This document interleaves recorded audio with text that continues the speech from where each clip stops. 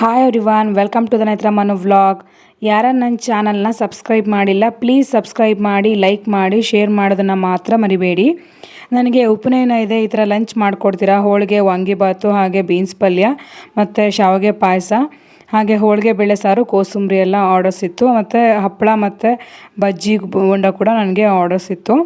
So ಅದರಲ್ಲಿ ನಾನು ಇವಾಗ ವಾಂಗಿಬಾತನ್ನ ಹೇಗೆಲ್ಲ ಮಾಡ್ತೀನಿ ಅಂತ ನನ್ನ ಜೊತೆ ಶೇರ್ ಮಾಡ್ಕೊತಾ ಇದ್ದೀನಿ. ವಾಂಗಿಬಾತ್ ಪುಡಿ ನಾನು ಮನೇಲೇ ಪ್ರಿಪೇರ್ ಮಾಡೋದು, ಪುಡಿ ಮಾಡಿ ಇಟ್ಕೊಂಡಿದ್ದೆ. ಹಾಗೆ ಹುಣಸೆ ಹಣ್ಣು ಕೂಡ ನೆನೆಸಿ ಅದನ್ನು ಚೆನ್ನಾಗಿ ನೀರು ಬರುತ್ತಲ್ವ, ಅದನ್ನು ಸೋಸ್ಕೊಂಡು ಇಟ್ಕೊಂಡಿರುವಂಥದ್ದು ಒಂದು ಬೌಲಲ್ಲಿ. ಹಾಗೆ ಹಸಿರು ಬಟಾಣಿನ ಬಿಡಿಸಿಟ್ಕೊಂಡಿದ್ದೆ. ಹಾಗೆ ಕ್ಯಾಪ್ಸಿಕಮ್ ಕೂಡ ಸಣ್ಣದಾಗಿ ಕಟ್ ಮಾಡಿ ಇಟ್ಕೊಂಡಿದ್ದೆ, ಈ ಥರ ಉದ್ದುದ್ದಕ್ಕೆ. ಹಾಗೆ ಹಸಿರು ಬದನೆಕಾಯಿ ಕೂಡ ಕಟ್ ಮಾಡಿ ನೀರಿಗೆ ಹಾಕಿಟ್ಕೊಂಡಿದ್ದೆ, ಯಾಕಂದರೆ ಕಪ್ಪಗಾಗತ್ತಲ್ವ, ಅದಕ್ಕೇ. ಇವಾಗ ನಾನು ಹೇಗೆಲ್ಲ ಮಾಡ್ತೀನಿ ಅಂತ ನಿಮ್ಮ ಜೊತೆ ಶೇರ್ ಮಾಡ್ಕೊತಾ ಇದ್ದೀನಿ. ನಾನು ಮನೆಯಲ್ಲೇ ಪುಡಿ ಮಾಡೋದ್ರಿಂದ ನಿಮಗೆ ಟೇಸ್ಟ್ ಕೂಡ ತುಂಬಾ ಚೆನ್ನಾಗಿರುತ್ತೆ. ಇದು ಅಥೆಂಟಿಕ್ಕಾಗಿ ಮಾಡೋ ಅಂಥದ್ದು.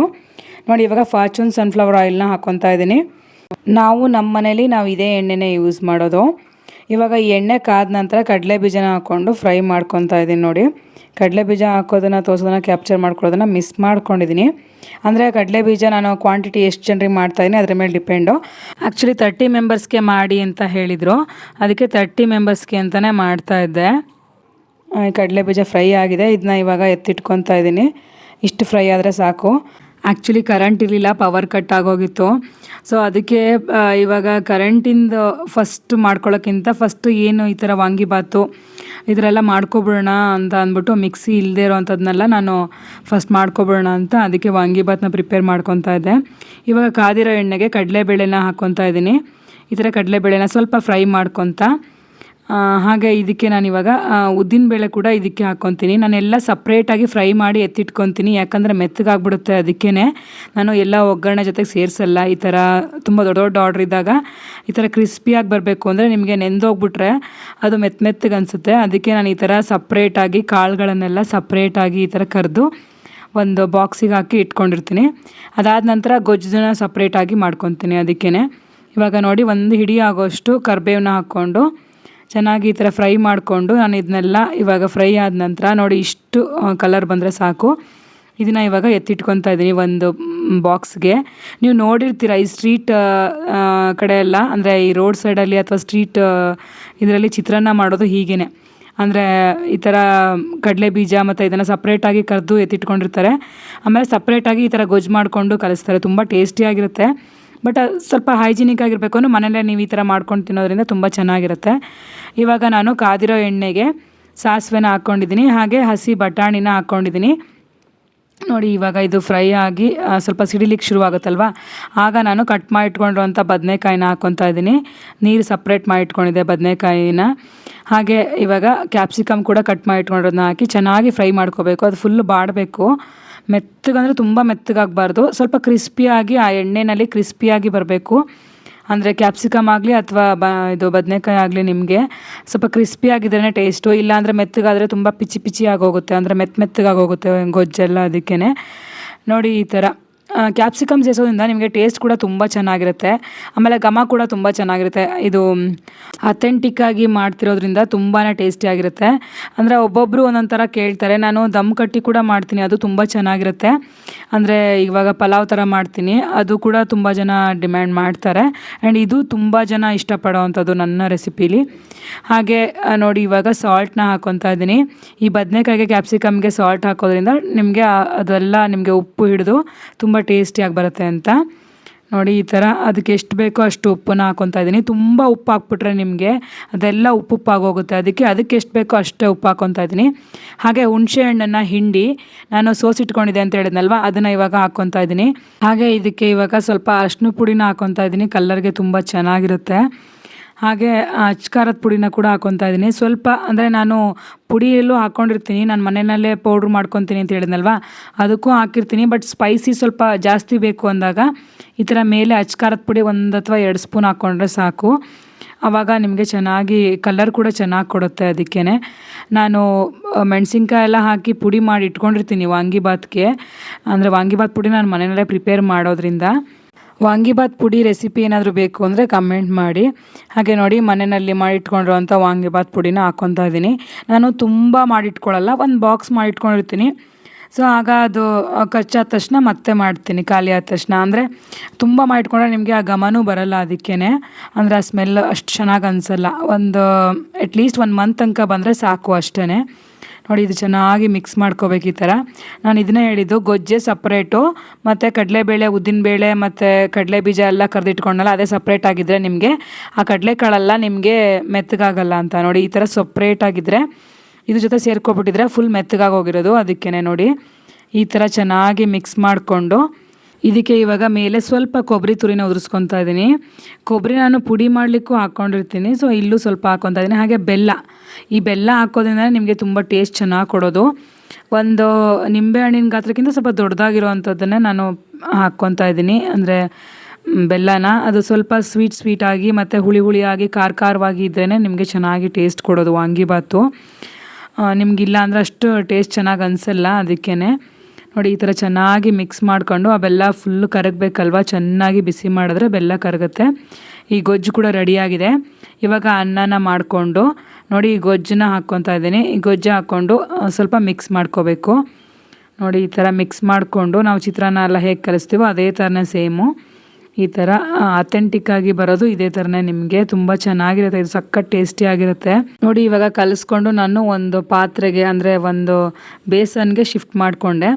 ಇವಾಗ ಕೊನೆಯದಾಗಿ ನಾನು ಕರೆದಿಟ್ಕೊಂಡಿದ್ನಲ್ಲ ಎಲ್ಲ ಕಡಲೆಬೇಳೆ, ಉದ್ದಿನಬೇಳೆ, ಹಾಗೆ ಕಡಲೆ ಬೀಜ ಮತ್ತು ಕರಿಬೇವನ್ನ ಇದನ್ನು ಹಾಕಿ ಇವಾಗ ಮಿಕ್ಸ್ ಮಾಡ್ತಾಯಿದ್ದೀನಿ. ಯಾಕಂದರೆ ಕ್ರಿಸ್ಪಿಯಾಗಿ ಕೂಡ ಇರುತ್ತೆ, ತುಂಬ ಟೇಸ್ಟಿಯಾಗಿರುತ್ತೆ.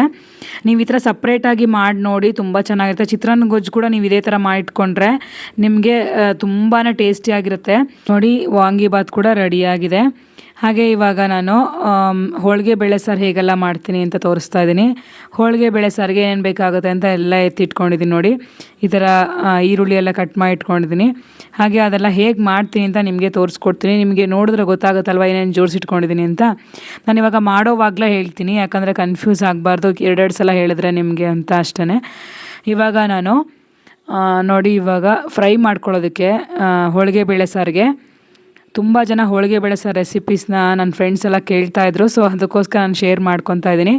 ಸ್ವಲ್ಪ ಒಂದು ಬಾಣಲಿಗೆ ಎಣ್ಣೆ ಹಾಕ್ಕೊಂಡು ಕಟ್ ಮಾಡಿ ಇಟ್ಕೊಂಡಿರೋಂಥ ಈರುಳ್ಳಿ, ಒಂದು 2-3 ಈರುಳ್ಳಿನ ಕಟ್ ಮಾಡಿ ಇಟ್ಕೊಂಡಿದ್ದೆ. ಈ ಥರ ತೆಳುವಾಗಿ ಇದನ್ನು ಚೆನ್ನಾಗಿ ಬಾಡಿಸ್ಕೋಬೇಕು ಎಣ್ಣೆಯಲ್ಲಿ. ಆ ಸ್ಮೆಲ್ಲೆಲ್ಲ ಹೊರಟೋಗ್ಬೇಕು, ಹಸಿ ಸ್ಮೆಲ್ಲು. ಅದಕ್ಕೇ ಹಾಗೆ ಚಕ್ಕೆ, ಲವಂಗ, ಏಲಕ್ಕಿ ಮತ್ತು ಚಕ್ರ ಮೊಗ್ಗು, 1 ಸ್ಪೂನ್ ಆಗೋಷ್ಟು ಮೆಂತ್ಯನ ಹಾಕ್ಕೊಂಡು, ಅಂದರೆ ಒಂದು ಚಿಕ್ಕ ಸ್ಪೂನಲ್ಲಿ ಮೆಂತ್ಯ ಹಾಕ್ಕೋಬೇಕು, ಇಲ್ಲಾಂದರೆ ಕಹಿ ಆಗಿಬಿಡುತ್ತೆ. ನೋಡಿ ಈ ಥರ ಫ್ರೈ ಮಾಡ್ಕೊತ 1 ಹಿಡಿ ಆಗೋಷ್ಟು ಕರಿಬೇವನ್ನ ಹಾಕ್ಕೊಂಡು, ಹಾಗೆ 2 ಸ್ಪೂನ್ ಆಗೋಷ್ಟು ಜೀರಿಗೆನ ಹಾಕ್ಕೊತಾ ಇದ್ದೀನಿ. ಹಾಗೆ 1 ಸ್ಪೂನ್ ಆಗೋಷ್ಟು ಕಾಳು ಮೆಣಸನ್ನು ಹಾಕ್ಕೊತಾ ಇದ್ದೀನಿ. ಚೆನ್ನಾಗಿ ಫ್ರೈ ಮಾಡ್ಕೊತಾ ಇದ್ದೀನಿ. ನೋಡಿ ಆ ಸ್ಪೈಸಸ್ ಎಲ್ಲ ಹಾಕೋದ್ರಿಂದ ನಿಮಗೆ ಘಮ ಕೂಡ ತುಂಬ ಚೆನ್ನಾಗಿ ಕೊಡುತ್ತೆ. ಹಾಗೆ ಕರಿಬೇವು ಹಾಕೋದ್ರಿಂದ ಅಂತೂ ತುಂಬ ಟೇಸ್ಟಿಯಾಗಿರುತ್ತೆ. ಹಾಗೆ ನೋಡಿ 1 ಗೆಡ್ಡೆ ಆಗೋಷ್ಟು ಬೆಳ್ಳುಳ್ಳಿನ ಬಿಡಿಸಿಟ್ಕೊಂಡಿದ್ದೆ, ಅದನ್ನು ಕೂಡ ಸ್ವಲ್ಪ ಹಾಕ್ಕೊಂಡು ಸ್ವಲ್ಪ ಫ್ರೈ ಮಾಡ್ಕೊತ ಇವಾಗ ನಾನು ಧನಿಯಾನ ಒಂದು ಬೌಲಲ್ಲಿ ಎತ್ತಿಟ್ಕೊಂಡಿದ್ದೆ. ಸೊ ಎಷ್ಟು ಬೇಕೋ ಅಷ್ಟು ಹಾಕ್ಕೊತಾ ಇದ್ದೀನಿ. ಅಂದರೆ ಕ್ವಾಂಟಿಟಿಗೆ ನನಗೆ ಎಷ್ಟು ಜನಕ್ಕೆ ಮಾಡ್ತಾಯಿದ್ದೀನಿ ಅನ್ನೋದ್ರ ಮೇಲೆ ಡಿಪೆಂಡ್ ಇರುತ್ತಲ್ವ. ಸೊ ಅದಕ್ಕೇ ಒಂದು 4 ಸ್ಪೂನ್ ಆಗೋಷ್ಟು ಧನಿಯಾ ಬೀಜನ ಹಾಕ್ಕೊಂಡಿದ್ದೀನಿ.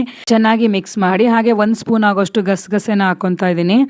ಹಾಗೆ ಖಾರಕ್ಕೆ ಖಾರದ ಪುಡಿನ ಒಂದು 3 ಸ್ಪೂನ್ ಆಗುವಷ್ಟು ಹಾಕ್ಕೊತಾ ಇದ್ದೀನಿ. ಇದು ನಂದು ಗುಂಟೂರು ಬ್ಯಾಡಗಿ ಮೆಣಸಿನ್ಕಾಯಿ ಎಲ್ಲ ಮಿಕ್ಸ್ ಆಗಿರುವಂಥ ಖಾರದ ಪುಡಿ, ಖಾರ ಇರುತ್ತೆ, ಕಲರ್ ಕೂಡ ಇರುತ್ತೆ.